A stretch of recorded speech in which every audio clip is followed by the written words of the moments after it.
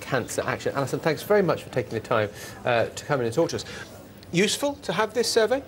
Very useful. I think it highlights a lot of what we already knew, that our survival rates were well below that of certain countries in Europe. And so we welcome the fact that the Lancet highlighted these statistics. Although Cancer Research UK made the point that actually their method of collecting the statistics was slightly different, and therefore you're not really comparing apples with apples. We wouldn't actually agree with that totally. I think if you read what Mike Richards has said, that the statistics are based on a reality that we all know. There may be some discrepancies here and there, but I think everybody has to acknowledge that these are pretty good statistics. And you could also look and say, well, these statistics are out of date. They're talking about 2001, and this doesn't apply now. But certainly for ovarian cancer, we'd say it does apply. The survival rates for ovarian cancer haven't improved in 30 years.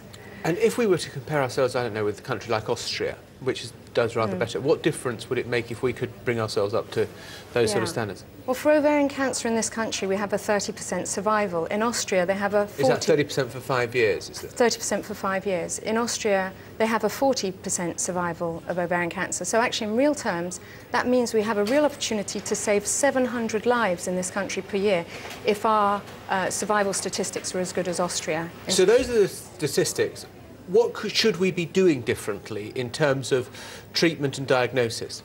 Well, I think a lot of what's come out in this study is that there's late diagnosis. Certainly for ovarian cancer, 75% of women are diagnosed in late stages. So if we could diagnose earlier, we'd have a much better chance of these women surviving. And is that a question of awareness of the people who are going in, awareness of women of what an early stage might look like, or is it a question that the health service needs to be checking on a more routine basis earlier along the line? I think it's a question of both GPs being more aware of the symptoms of something like ovarian cancer and women having the tools to actually talk about it. Our charity has come up with a symptoms awareness diary. So Ovarian Cancer Action is trying to address that, trying to give women the management tools and GPs also the tools to understand what women are trying to say when they come into the clinic and refer them more quickly.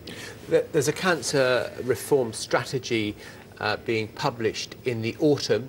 Step along the road in the right direction?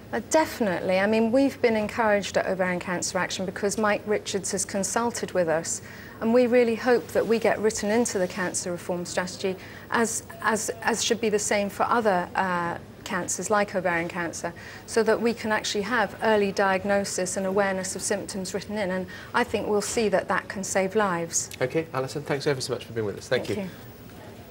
Police say they're treating the fire at a hotel in Newquay last weekend as a major crime.